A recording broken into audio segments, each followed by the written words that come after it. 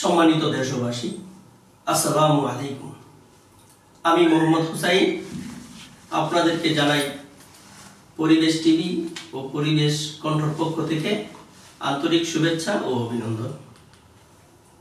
আপনারা আমাদের এই প্রোগ্রাম বিশ্বের যে কোনো জায়গা থেকেই দেখতেছেন, ফেসবুকের মাধ্যমে, ইউটিউবের মাধ্যমে এবং আমাদের পরিবেশ রক্ষা ও উন্নয়ন সোসাইটির পেজে আপনাদের সকলকে জানাই আবারও আন্তরিক প্রীতি ও শুভেচ্ছা।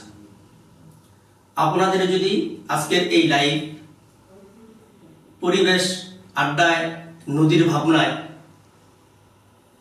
কোনো প্রশ্ন জেগে থাকে, তাহলে অবশ্যই আপনারা আমাদের এই কমেন্টসে এসে প্রশ্ন করবেন। আমাদের আজকের এই বিশেষ অতিথিরা ইনশাআল্লাহ প্রশ্নের জবাব দিতে আগ্রহী। আজকে আমাদের এই পরিবেশ আড্ডায় নদী ভাবনায় উপস্থিত আছেন নোয়াখালীর কৃতি সন্তান, যিনি সমাজের জন্য, দেশের জন্য এবং দেশের মানুষের জন্য, নিপীড়িত মানুষের জন্য সার্বিকভাবে সবসময় সহযোগিতা করে আসছেন। এমনই একজন সমাজসেবক, পরিবেশ প্রেমিক এবং রাজনীতিবিদ আমরা পেয়েছি জনাব নজিবুল আকর স্যারকে। আমাদের আজকের এই মঞ্চে আসার জন্য আপনাকে আন্তরিকভাবে অভিনন্দন জানাচ্ছি। ধন্যবাদ। আরো উপস্থিত আছেন আজকের এই পরিবেশ আড্ডায় নদী ভাবনার আয়োজনে, যিনি বহুভাবে পত্র পত্রিকায় বিভিন্ন সময় এই নদীর ভাবনায় বা নদী নিয়ে পত্র পত্রিকায় তুলে ধরেছেন। এই নদীগুলো কিভাবে দূষণ, দখল এবং কিভাবে আমরা উদ্যোগ নিলে এই নদীগুলো ভালো থাকবে, পরিবেশ ভালো থাকবে, এমনই একজন ব্যক্তি। তিনি হলেন পরিবেশ প্রেমী জনাব আব্দুল বাতেন সরকার। বাতেন সরকারকে আজকের এই প্রোগ্রামে আসার জন্য ধন্যবাদ জ্ঞাপন করছি। আপনাকে অশেষ ধন্যবাদ। আরো উপস্থিত আছেন আমাদের সোনারগাঁয়ের কৃতি সন্তান, যিনি একজন বিশিষ্ট সমাজসেবক জনাব ফজলুল হক ভূঁইয়া। ফজলুল হক ভূঁইয়াকে আমাদের আজকের এই প্রোগ্রামে আসার জন্য ধন্যবাদ জ্ঞাপন করছি। আপনাদেরকেও ধন্যবাদ। সম্মানিত অতিথি, আমরা প্রতি প্রোগ্রামের ন্যায় আজও এমন একটি প্রোগ্রাম আপনাদেরকে উপহার দিতে যাচ্ছি, পরিবেশ আড্ডায় নদীর ভাবনা। আপনারা সকলেই জানেন যে এই বাংলাদেশ যে 4 ভাগের 3 ভাগ হলো জল, 1 ভাগ হলো স্থল। কারণ এই বাংলাদেশটা নদীময় একটি দেশ। আমরা চাই নদী বেঁচে থাকলে আমাদের এই বাংলাদেশ বেঁচে থাকবে। কিন্তু আজ দেখা যাচ্ছে এই নদীগুলো পর্যায়ক্রমে আমাদেরই কোনো না কোনো ভুলের কারণে, বসবাসের কারণে বা ইন্ডাস্ট্রির কারণে এই নদীগুলো আজকে হুমকির মুখে। তো এমনই কিছু আলোচনা তুলে ধরবো এবং এমনই কিছু আলোচনা করব যে ইতিপূর্বে এই নদীগুলো কেমন দেখছিলেন। আমি সর্বপ্রথম যে বিষয়টা জানতে চাইবো যে আমাদের আজকের প্রধান অতিথির কাছে, জনাব নজিবুল আকর স্যারের কাছে, যে আপনারা স্যার, আমরা এই নদী নিয়ে কাজ করি, এই যে নদীগুলো আজকাল বর্তমান নদী এবং আপনাদের সময়ের যে নদীগুলো ছিল, এই নদীগুলো কি দেখার মতন একই দেখতে, নাকি না এর মাধ্যমে কোনো পার্থক্য ছিল? যে আমরা এখন এই নদীতে দেখা গেছে যে আমরা গোসল করতে পারি না, মাছ ধরতে পারি না বা এই নদীতে নামতে পারি না। আপনারা কি আপনাদের সময়, যখন আপনাদের বাল্যকাল ছিল, যখন আপনারা ছোট ছিলেন, তখন কি এরকমই দেখতে পারছেন, নাকি না বর্তমান সময় কেমন ছিল আর আগে কেমন দেখতেন, সেই বিষয়ে যদি একটু স্যার আমাদেরকে বলতেন। ধন্যবাদ মিস্টার হোসেন ভাই, ধন্যবাদ পরিবেশ টিভি এবং উপস্থিত আমার সাথে সম্মানিত অতিথি যারা আলোচক আছেন, সবাইকে আমার পক্ষ থেকে অনেক অনেক অভিনন্দন এবং শুভেচ্ছা। শুভরাত্রি। বর্তমান বাস্তবতায় একটা সুন্দর বিষয় নির্ধারণ করার জন্য পরিবেশ টিভিকে ধন্যবাদ। বিষয় হলো পরিবেশ আড্ডা নদী ভাবনা, অর্থাৎ আমরা যে আড্ডাটা পরিবেশ নিয়ে আজকে দিচ্ছি, নদী নিয়ে আমাদের ভাবনা। তাহলে নদী নিয়ে ভাবনার আগে আমাকে দেখতে হবে পরিবেশ। পরিবেশটা কি? পরিবেশ বলতে আমরা সাধারণত সাদামাটা ভাষায় যেটা বুঝি যে আমাদের চারিদিকে গাছপালা, জীবজন্তু, পাহাড়, নদী, সাগর, উপত্যকা এসব মিলে যে অবস্থায়, যে বিষয়টার মধ্যে, যে জায়গাটার মধ্যে আমরা প্রাণী জগৎ বা জীব জগৎ বাস করে, সেটা হলো পরিবেশ। এখন প্রশ্ন হলো, পরিবেশ থাকলে আমরা নদীর আড্ডাটা আসলো কেন? যেহেতু পরিবেশের সাথে দূষণের বিষয়টা আসছে বলে নদীর আড্ডাটা আসছে। তাহলে দূষণটা কি? দূষণটা হলো যে আপনার পরিবেশের ভৌত, রাসায়নিক বা জৈবিক বৈশিষ্ট্যের যে পরিবর্তনের, অর্থাৎ যে খারাপ পরিবর্তনের কারণে জীবের স্বাভাবিক বিকাশ ব্যাহত হয়, সেটা হলো দূষণ। এক কথা হলো যে পরিবেশের মধ্যে খারাপ কিছু ঢুকাটাই হলো দূষণ। এখন এই দূষণ কিভাবে হয়? পরিবেশের দূষণটা হয় সাধারণত মৃত্তিকা দূষণ, বায়ু দূষণ, পানি দূষণ, এইসবের মাধ্যমে। পানি দূষণ প্রসঙ্গ আসে নদী দূষণ। এখন আগে নদী কেমন ছিল? আমরা যখন ছোট ছিলাম, কিংবা বাতেন বেড়া যখন ছোট ছিলেন, কিংবা আমাদের বাবারা যখন ছিলেন ছোট, আমাদের দাদারা যখন ছিলেন, সেটা যদি বলি তাহলে তো সেই কবির ভাষায় বলতে হবে বাংলাদেশ একটি নদীমাতৃক দেশ। কিভাবে? বাংলাদেশের সব নদীগুলোর উৎপত্তি স্থল মূলত হিমালয়। হিমালয় থেকে এসে এই বাংলাদেশের সৃষ্টি অনেকগুলা নদ নদীর অববাহিকা। এবং এই যে নদীগুলার যে বহমান, এই বহমানের পরে বিন্দু বিন্দু পলি জমে কিন্তু বাংলাদেশের মতো একটা বিশাল বদ্বীপ তৈরি হয়েছে। আগের দিনের নদীগুলা কেমন ছিল যদি বলি, গানে আছে না, এই নদীতে সাঁতার কেটে বড় হলাম আমি, এই নদীতে আমার মায়ে কলসিত নিল পানি। কিংবা রবীন্দ্রনাথের ভাষায় যদি বলি, আমাদের ছোট নদী চলে বাঁকে বাঁকে, বৈশাখ মাসে তার হাঁটু জল থাকে। কিংবা ও নদীরে একটি কথা শুধাই শুধু তোমারে। এখন সেই নদী কি আর আছে? নাই। এখন ওই নদীগুলা কেমন ছিল? আমরা যারা ছোট ছিলাম, কিংবা যারা দেখি নাই, শুনছি, বই পড়েছি, ইতিহাস বলছে বাংলাদেশ ছিল আসলে তখন নদীমাতৃক দেশ। সুজলা সুফলা শস্য শ্যামলা বাংলাদেশের 3 ভাগের 1 ভাগ ছিল ভূমি আর 2 ভাগ ছিল জল। এই জলগুলোর মধ্যে বাংলাদেশের যে সুন্দর সুন্দর নদী ছিল, নামগুলো যে সুন্দর ছিল, সাহিত্যকে সমৃদ্ধ করেছে বাংলাদেশের নদীর নামগুলো। সে নদীর কথা বলি, সে নদীগুলোতে আমি এই ঢাকা থেকে, আমি আমার নোয়াখালীর কথা বলি, ঢাকা থেকে পানির মধ্যে জাহাজ দিয়ে, পণ্যবাহী জাহাজে কিংবা নৌকায় করে পণ্য যেত নোয়াখালীর চমনিতে, সোনাগাজীর কুটির হাতে, এইভাবে নদী থেকে খালে, এইভাবে কিন্তু পণ্য যেত। সড়ক পথ থেকে নদী পথে পণ্য পরিবহনের খরচ 25 থেকে 30% কম হয়। এবং বাংলাদেশের মানুষ ওই সময়ে জীবন জীবিকার জন্য নদীর উপর অনেকটাই নির্ভরশীল ছিল। নদীর প্রভাব ছিল জীবন জীবিকার জন্য অপরিসীম। এবং পণ্যবাহী জাহাজ চলাচল করত। এই নদীর পাড়ের মানুষের জীবন জীবিকা নিয়ে তৈরি হয়েছে গান, কবিতা, চলচ্চিত্র, অনেক কিছু। কিন্তু আজকে আর সেটি নেই। কালের পরিক্রমায় বলতে হচ্ছে নদীমাতৃক বাংলাদেশ নয়, নদী বিপর্যয়ের দেশ বাংলাদেশ। কিভাবে এখন নদীর বিপর্যয় হলো? একদিনে হয়নি, ধাপে ধাপে। আমরা যদি শুরু করি একদম 60-এর দশকে, শুরুটা হয়েছে এইভাবে। 60-এর দশকে যখন নদীগুলো সীমানা ফিলার করা হয়, তখন কিন্তু পরিকল্পিতভাবে সঠিকভাবে ফিলার করা হয়নি। তার প্রমাণ আমরা সবাই জানি, ঢাকা অদূরে পাশে তুরাগ নদী। তুরাগ নদীতে সীমানা ফিলারের নামে 5,23,00,000 বর্গফুট জায়গা দখল করে আছে।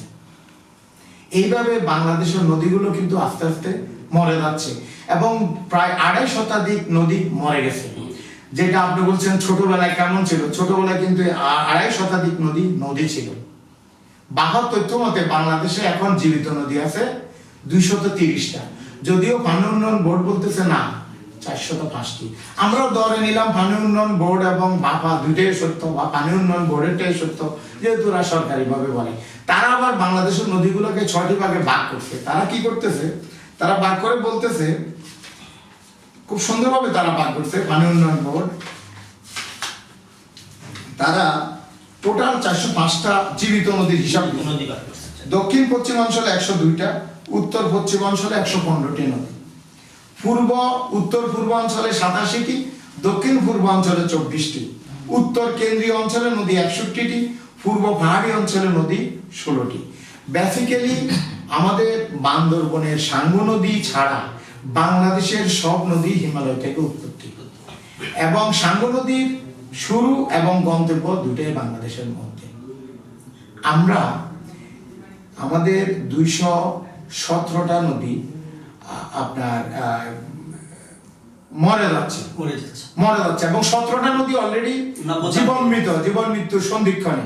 আপনি ঢাকার পাশে বলেন বুড়িগঙ্গা বলেন, শীতলক্ষা বলেন, তুরাগ বলেন, আমাদের ইভেন চিটং এর কর্ণফুলী বলেন, কুমিল্লার গোমতী বলেন, এগুলা কিন্তু এখন আইসিইউতে আছে।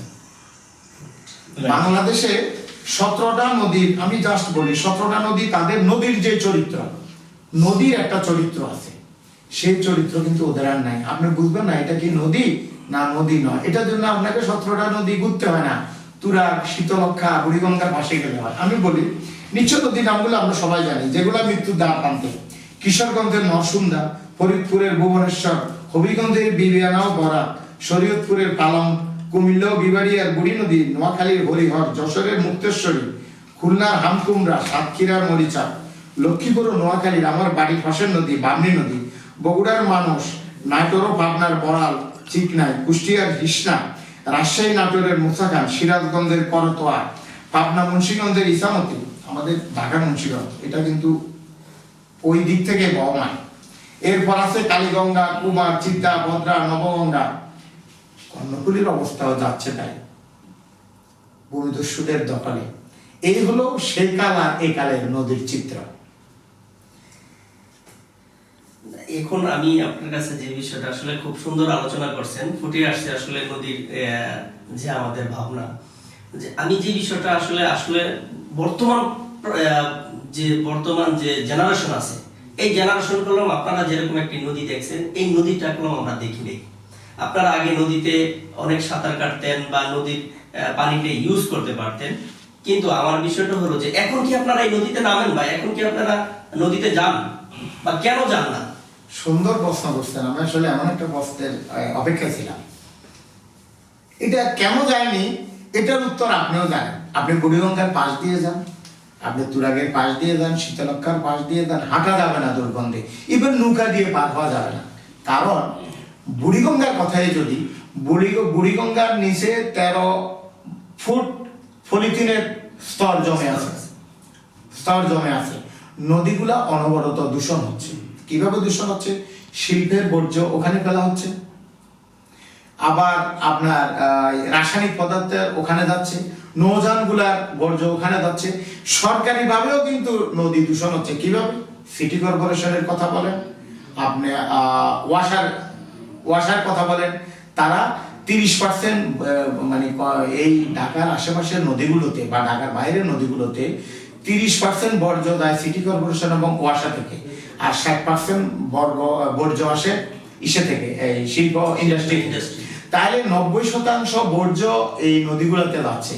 তাহলে এই নদীগুলো তো বসবাসে শুধু মানে আপনি বসবাসের চিন্তা করছেন আর ওইদিকে সাঁতারের চিন্তা করছেন, ওখানে তো মারা যাবে। কারণ জরিপে দেখা গেছে, টেস্ট করে দেখা গেছে, বুড়িগঙ্গা, শীতলক্ষা এবং তুরাগ নদীর পানির মধ্যে যে দ্রবীভূত অক্সিজেন, জীববৈচিত্র্যের বেঁচে থাকার জন্য যে ও দ্রবীভূত অক্সিজেন দরকার, সেটার পরিমাণ এত কম যে সেখানে 2 মিনিট একটা লোক থাকলে সে মারা যাবে, নিঃশ্বাস বন্ধ হয়। বুড়িগঙ্গা লঞ্চ দুর্ঘটনা ঘটে, শীতলক্ষা লঞ্চ দুর্ঘটনা ঘটে। আমরা বলি ডুবে মারা গেছে, নিঃসন্দেহে ডুবে মারা গেছে, কিন্তু এত দ্রুত কি মারা গেছে?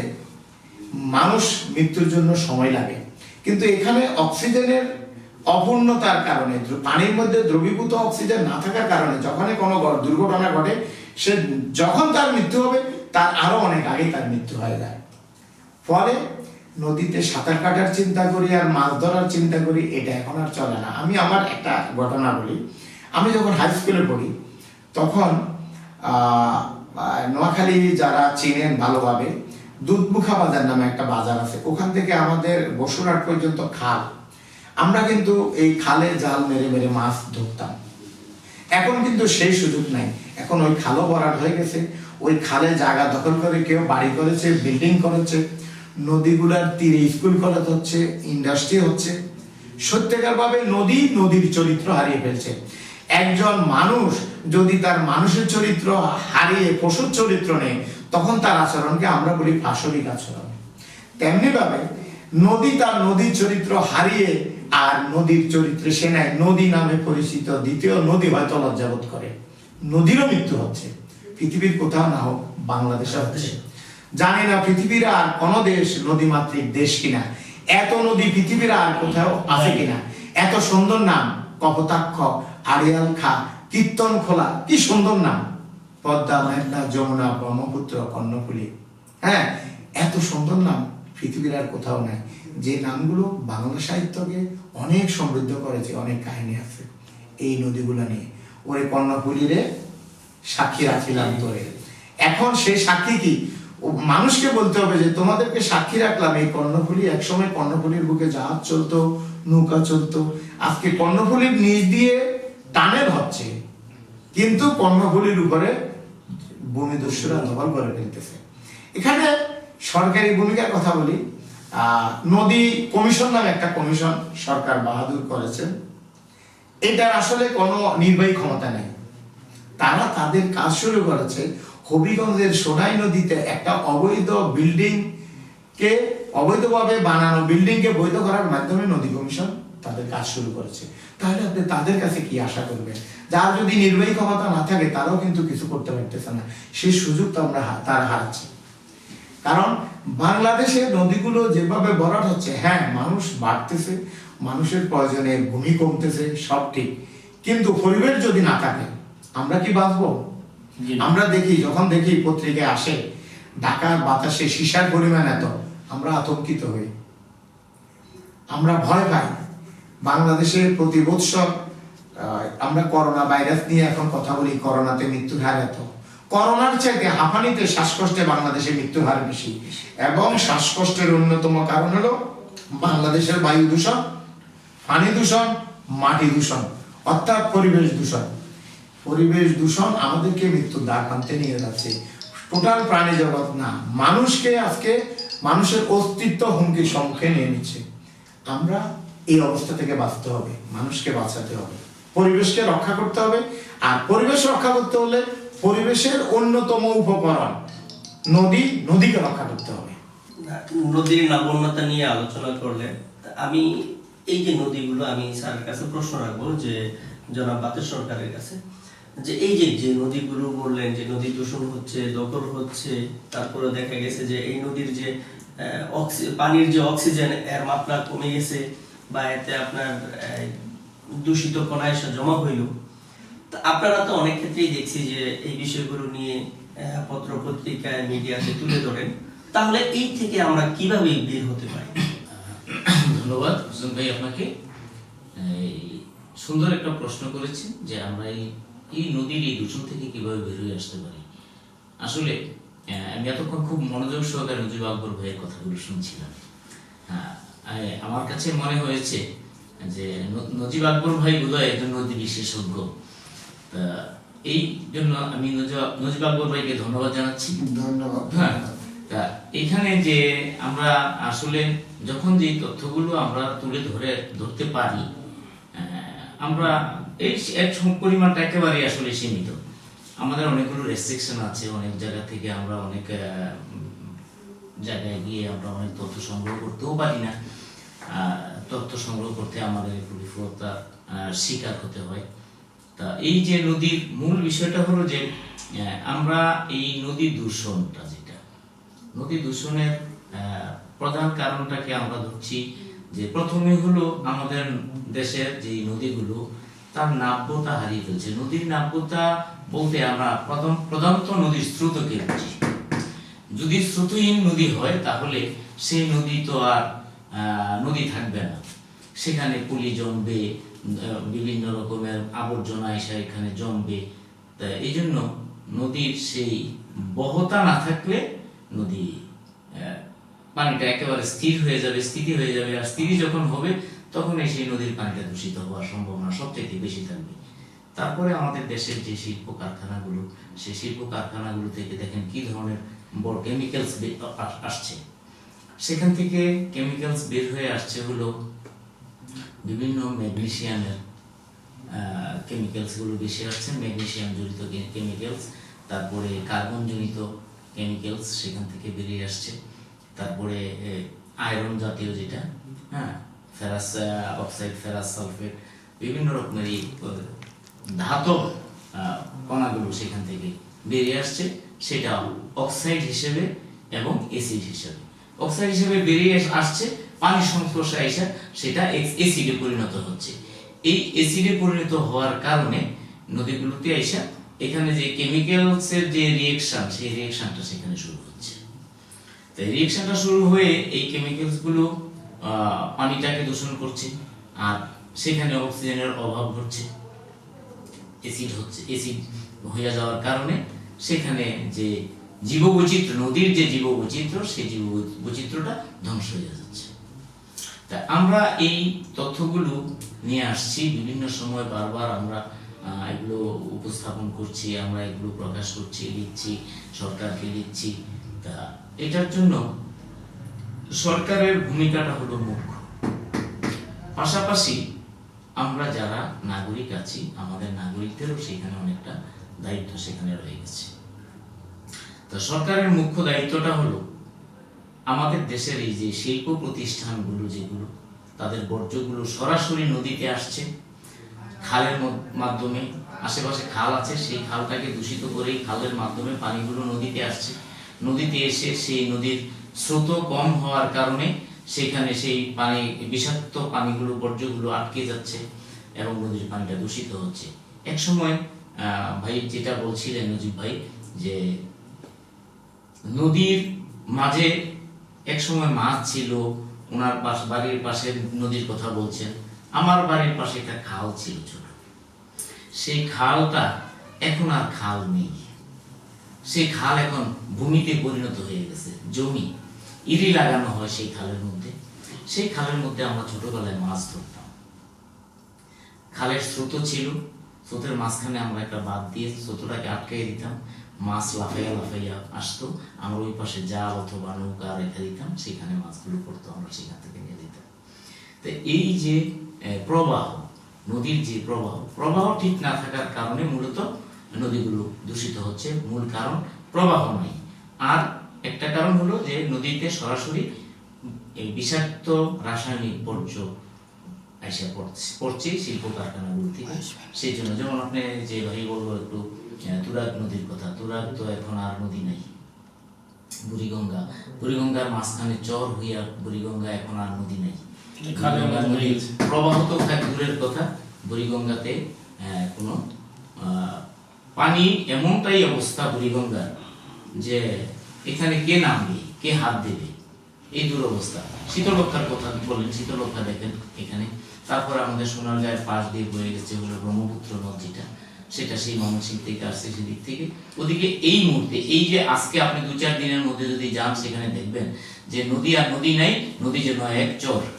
তাহলে কি আপনি বলতে চাইতেছেন যে এই নদীগুলো আমরা অনেক সময় দেখতাম যে জিনিসটা হারিয়ে যায় সেটা জাদুঘরের ভিতরে রাখা হয়, বা দেখা গেছে প্রদর্শনী হিসাবে দেখানো হয়, যে কোনো এক সময় ছিল, কোনো এক সময় ছিল।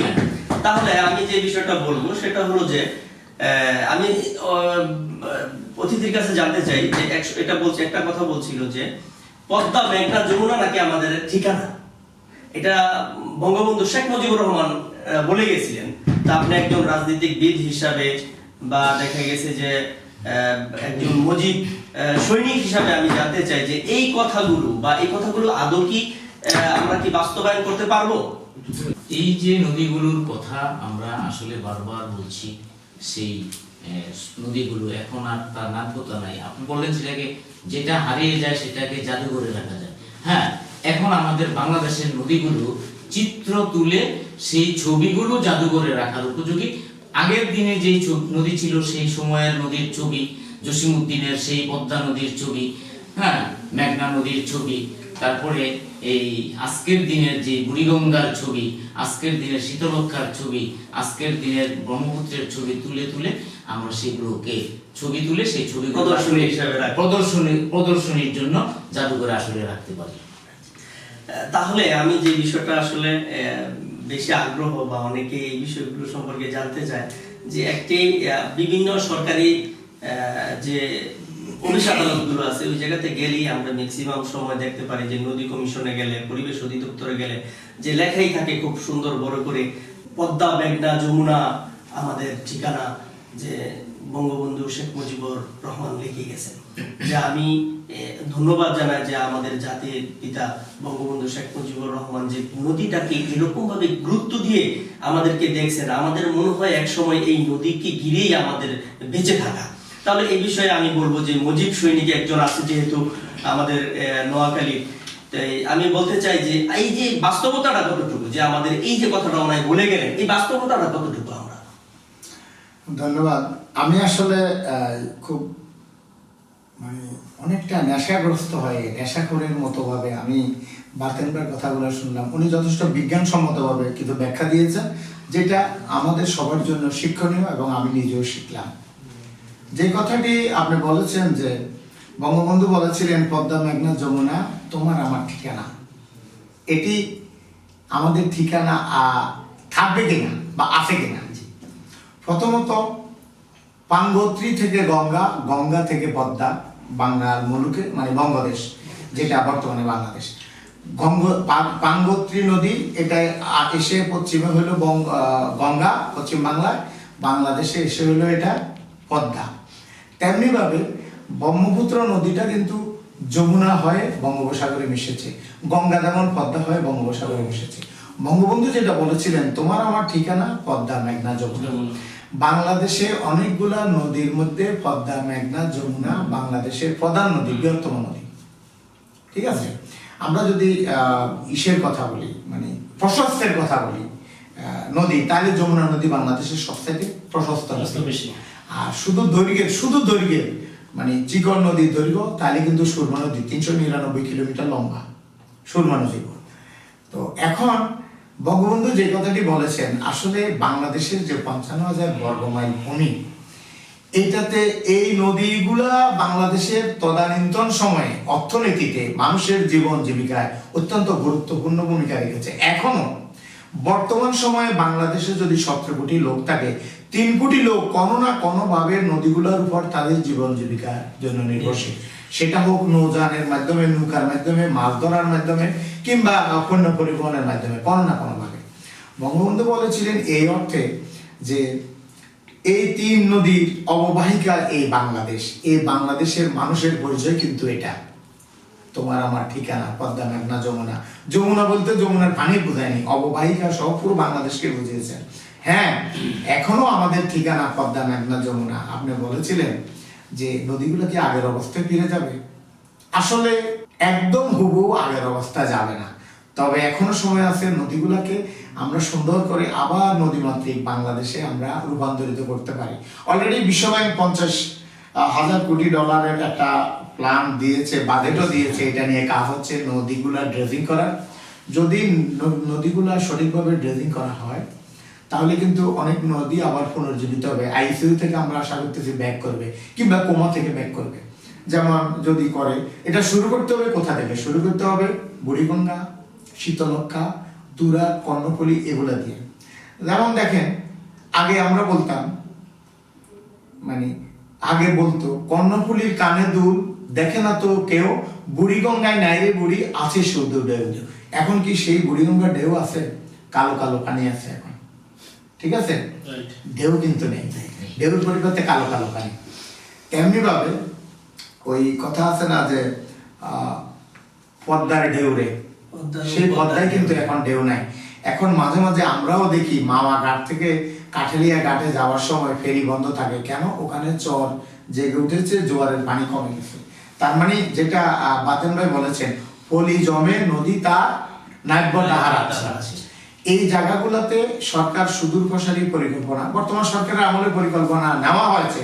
প্রশ্ন হলো পরিকল্পনা কতটুকু কার্যকর করবেন এবং কারা কার্যকর করবেন। যাকে যে দায়িত্ব দেওয়া হয়েছে উনি ওটাকে রাষ্ট্রীয় দায়িত্ব, জনগণের কল্যাণের দায়িত্ব এবং দেশের ভবিষ্যৎ কথা চিন্তা করে যদি উনি করেন তাহলে উন্নতি হবে। আর দীর্ঘসূত্রিটা বা আমাদের ওই যে হবিগঞ্জের সোনাই নদীর মতো যদি অবৈধ বিল্ডিংকে বৈধ করা কাজ শুরু করে তাহলে কিন্তু কোনোদিনও হবে না। আমরা যদি আপনার সোনারগাঁ থেকে বেশি দূর না আমাদের মেঘনা, কিংবা এরপরে দাউদকান্দি ঘাটের যে দুটাই তো মেঘনা নদী, ওখানে যান আপনি, দুই দিকে তাকান শুধু খ্যাত, অথচ এখানে এক সময় পানি ছিল, নদী ছিল। আমি গত এক সপ্তাহ আগে নোয়াখালী থেকে আসার সময় আমি খুব চিন্তা করলাম, আমি এক সময় যাইতাম যখন আমি হাই স্কুলে পড়তাম ঢাকা থেকে ফেরিতে, দুইটাই ফেরি ছিল, ফলে মেঘনা ফেরি হয়েছে, পরে দাউদকান্দিটা আগে হয়েছিল বোধহয়, নাকি মেঘনা আগে হয়েছে, মেঘনা আগে হয়েছে, দাউদকান্দিটা পরে গেছে। আমরা দেখতাম সেই ফেরি ভাড়িতে 40 মিনিট 1 ঘন্টা সময় লাগতো, মানে নদীটা কিন্তু প্রশস্ত এতটা ছিল। এখন কিন্তু মনে হচ্ছে ব্রিজ করেই তো ভুল হয়েছে, এটা তো এমনি ইয়া হয়ে গেছে, রাস্তা হয়ে গেছে। তো আসলে আমরা এই জায়গা থেকে ফিরতে চাই, আমরা নদীতে আবার সেই বিশুদ্ধ পানি দেখতে চাই, নদীর বুকে গিয়ে বুক ভরা নিঃশ্বাস নিতে চাই। আপনি দেখেন নদীর তীরে হুমায়ুন আহমেদ সুন্দরভাবে ওই যে সেন্ট মার্টিনসে তার স্বপ্ন বিলাস বানিয়েছিলেন থাকার জন্য, যে সমুদ্রের বিশুদ্ধ বাতাস নেবেন। সমুদ্র তো আর সবার ভাগ্যে যাওয়া সম্ভব না, নদী আমাদের সবার কাছে কাছাকাছি আছে। আমরা কি নদীতে গিয়ে নিঃশ্বাস নিতে পারি? নিঃশ্বাস তো দূরের কথা, আপনি হাঁটার জায়গা পাবেন না, এমন ভাবে নদীর তীর দখল করা হয়েছে।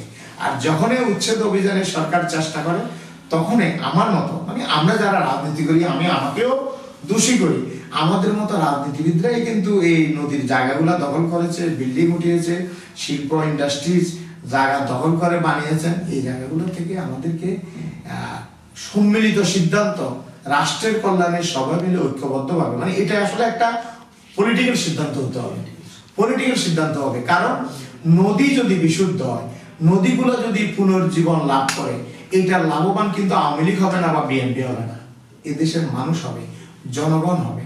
আপনি দেখেন, এখন আমি একটা ছোট্ট উদাহরণ দিই, মনে করেন বাংলাদেশে পাঙ্গাস মাছ আর তেলাপিয়া মাছ নাই, এদেশের মানুষ কিন্তু মাছ খেতে পারতো না।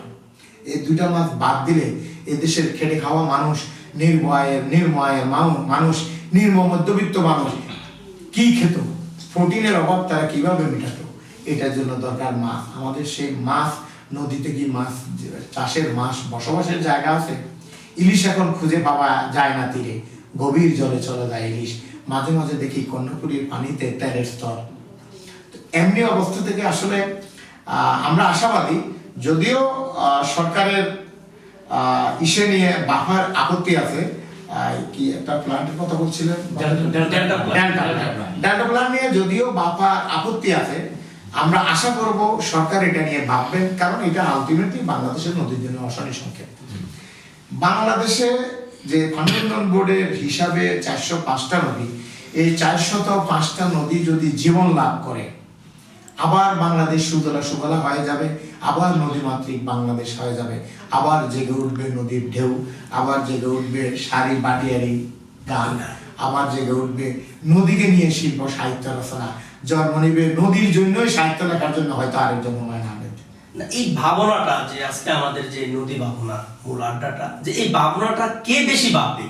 যে আপনি কিছুক্ষণ আগে কথা বলছিলেন যে নদীগুলো দূষণ করার, যে প্রকৃতপক্ষে যারা দূষণ করে, যে খেটে খাওয়া মানুষ দূষণ করে না, হয়তো বা কোনো কোটিপতি বা ইন্ডাস্ট্রিয়াল জোনের কোনো ব্যক্তিরই বা রাজনৈতিক ব্যক্তিদের ছত্রছায়ার মাধ্যমেই দেখা গেছে যে এই নদীগুলো দূষণ এবং দখলে সবচেয়ে বেশি ভূমিকা রাখে।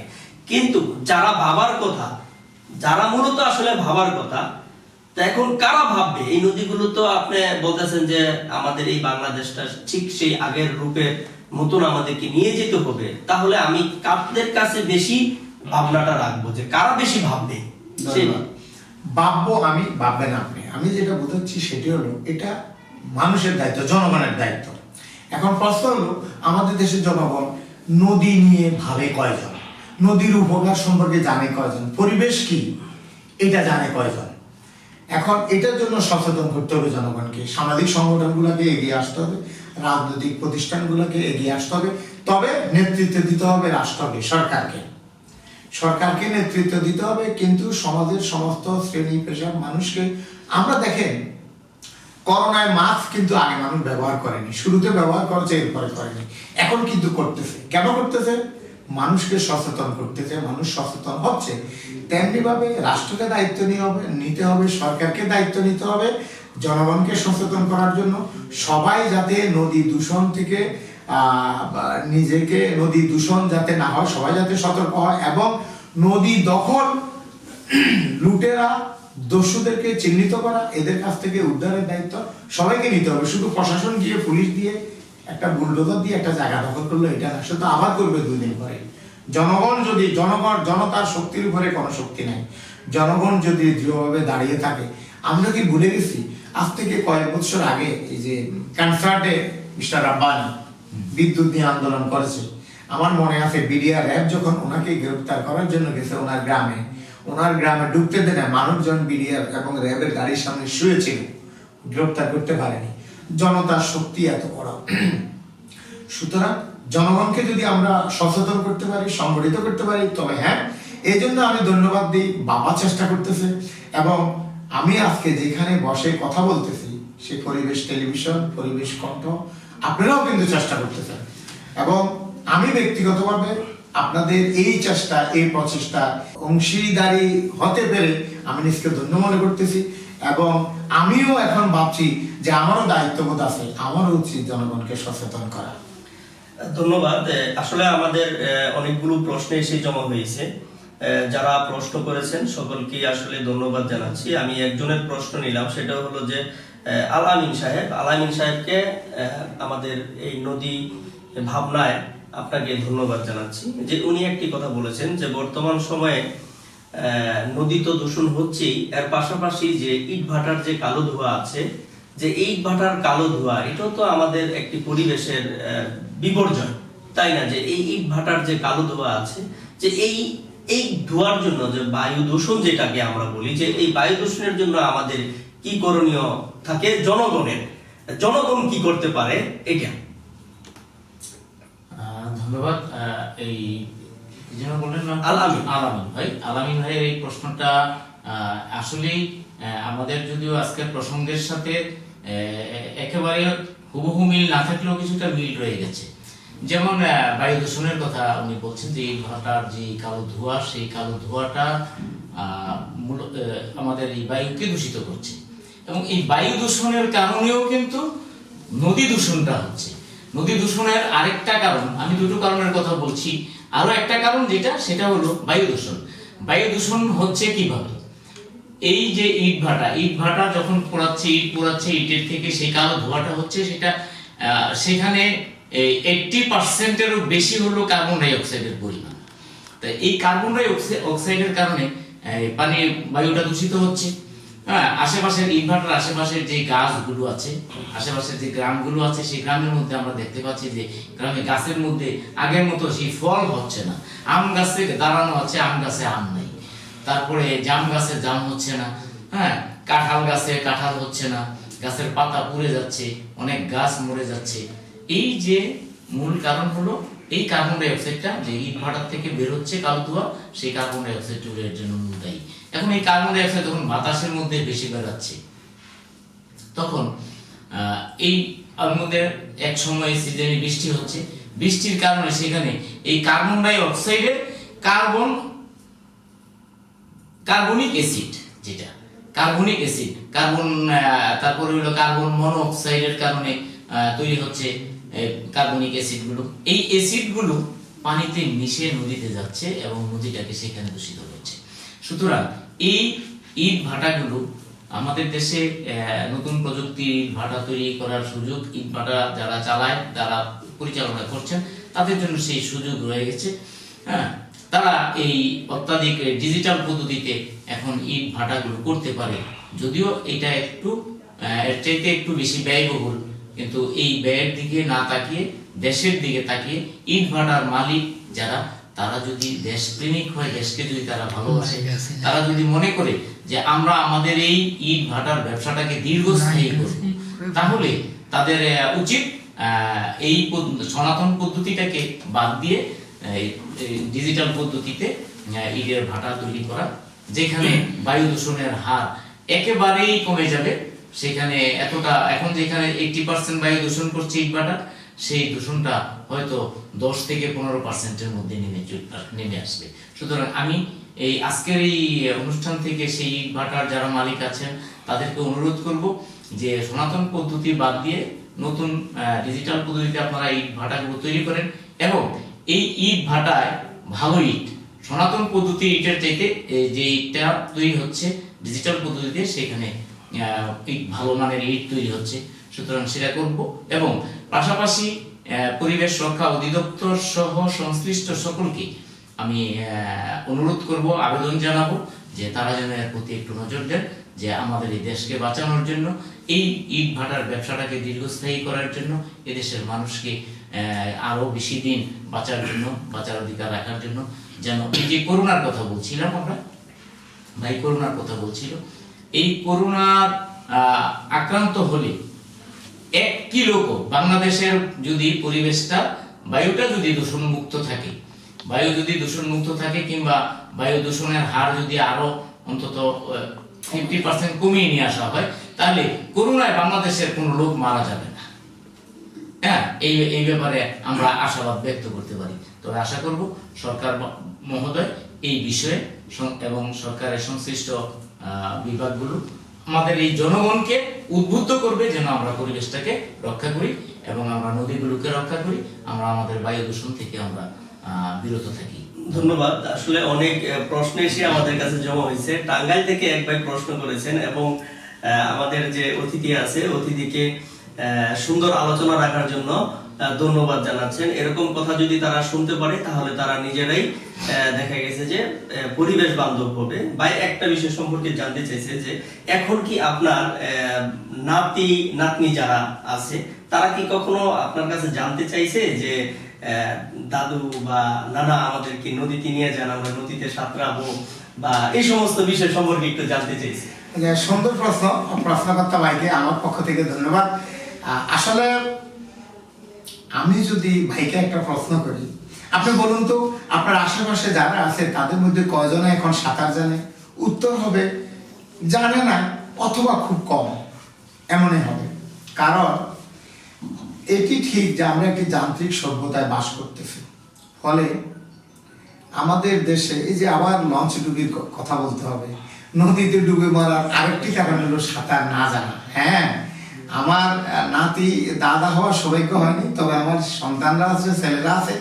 আমি যখন তাদের সাথে গল্প করি তারা কিন্তু খুব মনোযোগ দিয়ে শুনে এবং আমার দিকে তাকাই থাকে, এবং আমার ছেলেরা বলে যে তুমি আরো বলো, আরো শুনি, আরো বলো, আরো শুনি। তবে আমি তাদেরকে সাঁতার শিখিয়েছি। এখন আমি মনে করি যে আমার নাতিরা না দেখো, বা যিনি প্রশ্ন করছেন তার সন্তানেরা যাতে নদীতে সাঁতার কাটতে পারে এমন একটি বাসযোগ্য বাংলাদেশ রেখে যাওয়া, গড়ে যাওয়া আমাদের সামাজিক, রাজনৈতিক, আমরা যারা দায়িত্বে আছি আমাদের সবার দায়িত্ব। তবে প্রথমত ভাইকে বলি, ইনশাআল্লাহ আমরা আশাবাদী। বর্তমান সরকারও চেষ্টা করতেছে বিভিন্নভাবে, বিশেষ করে মাননীয় প্রধানমন্ত্রী এসব ক্ষেত্রে কিন্তু খুব সিরিয়াস, এবং উনি এসব ক্ষেত্রে ওনার নীতি জিরো টলারেন্স।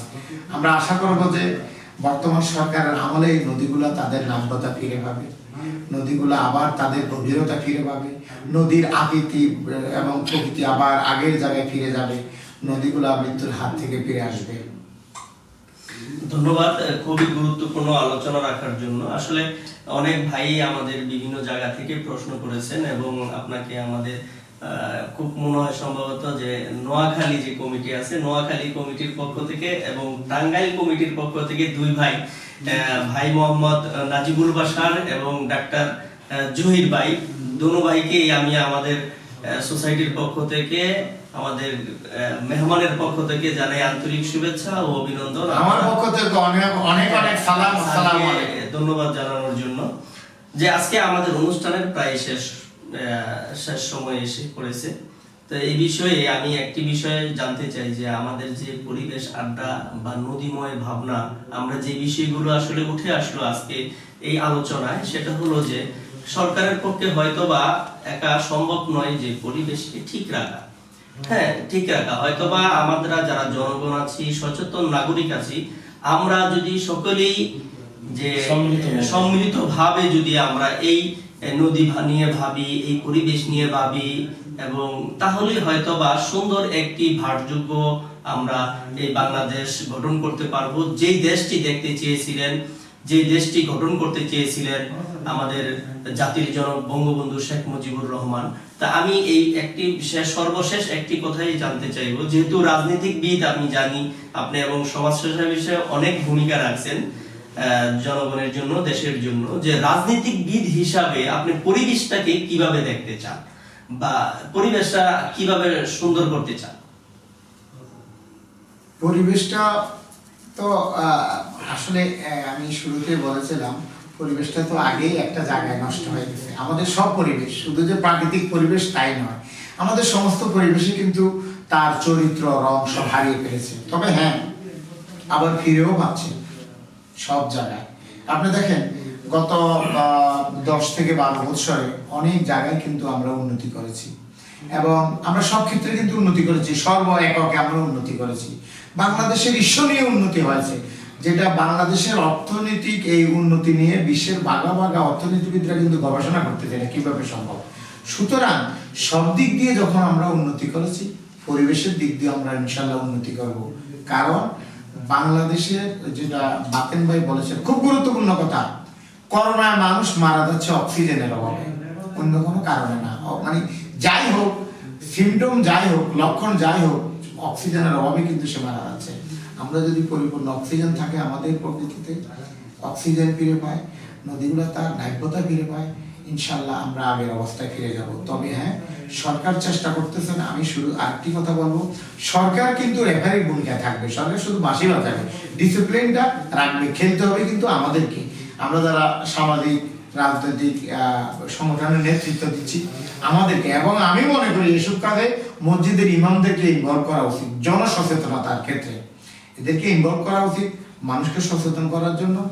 এবং ইট বাটাগুলা এই রাস্তার যেখানে সেখানে না হয়ে নির্দিষ্ট জায়গায় হোক, এবং কার্বন ডাইঅক্সাইড, কার্বন মনোক্সাইডের পরিমাণ যদি কমে যায়, আধুনিক পদ্ধতিতে ইট পোড়ানো হলে, তেমনি ভাবে নদীগুলা তার আগের জীবন ফিরে পেলে ইনশাল্লাহ পরিবেশ আগের মতো হবে, সুন্দর হবে। আমরা আশাবাদী, বাংলাদেশ যেভাবে এগিয়ে যাচ্ছে, সর্বক্ষেত্রে যদি এগিয়ে যায়, পরিবেশের দিকেও বাংলাদেশ এগিয়ে যাবে, এবং সুন্দর একটা প্রাকৃতিক পরিবেশ আমাদের জন্য আসবে সামনে ইনশাল্লাহ। 1 মিনিটে যদি বলতেন যে আমরা যে আজকের যে প্রোগ্রামটা করলাম, যে প্রোগ্রামটা অ্যারেঞ্জমেন্ট করলাম, হ্যাঁ, এই প্রোগ্রামটা আপনার কাছে কেমন লাগছে, এবং এই প্রোগ্রামটা যদি সামনে এগিয়ে নিতে চাই তাহলে কি জনগণ উপকৃত হবে কিনা, দেশবাসী উপকৃত হবে কিনা? অসাধারণ একটা প্রোগ্রাম। মানে এটা আসলে ব্যতিক্রমধর্মী একটা প্রোগ্রাম। আমরা সাধারণত টকশোতে গিয়ে বা বিভিন্ন জায়গায় পলিটিক্যাল আলোচনা করতে ভালোবাসি, কিংবা বন্ধুদের সাথে যখন বসি নিজের ব্যক্তিগত প্রেম কাহিনী বা নিজের কোনো বিশেষ বিশেষ অ্যাডভান্সার যদি থাকে, এগুলো নিয়ে আলাপ করি। কিন্তু আমরা যে বিষয়গুলো নিয়ে আলাপ করেছি, যারা দেখছেন, যারা শুনছেন, সবাই কিন্তু উপকৃত হবে, রাষ্ট্র উপকৃত হবে, দেশ উপকৃত হবে। কারণ পরিবেশ ভালো থাকলে আমরা থাকবো, আমরা ভালো থাকবো, আমরা সুস্থ থাকবো। এবং আমি মনে করি যে এটা আপনাদেরকে আসলে শুধু ধন্যবাদ দিলে হবে না, বাংলাদেশে ব্যতিক্রমধর্মী একটা মিডিয়া আপনারা চালু করেছেন পরিবেশ নিয়ে। এটা একটা আন্দোলন। এই আন্দোলনে জনগণ সম্পৃক্ত হবে, যত বেশি প্রোগ্রাম হবে জনগণ সম্পৃক্ত হবে, মানুষের অভিব্যক্তি আপনারা জানতে পারবেন, মানুষ কি চাচ্ছে জানতে পারবেন, আপনাদের এই মিডিয়ার মাধ্যমে সরকারও জানতে পারবে। এই ধরনের অনুষ্ঠান আরো বেশি বেশি করা উচিত। আমি মনে করি যে আপনারা যে কাজটা করতেছেন এটা একটা পুণ্যের কাজ, কারণ এরপরে মানুষ যখন উপকৃত হবে এটা কিন্তু পুণ্য হবে। অসাধারণ একটা কাজ করতেছেন। ধন্যবাদ আমার পক্ষ থেকে পরিবেশ টেলিভিশনকে।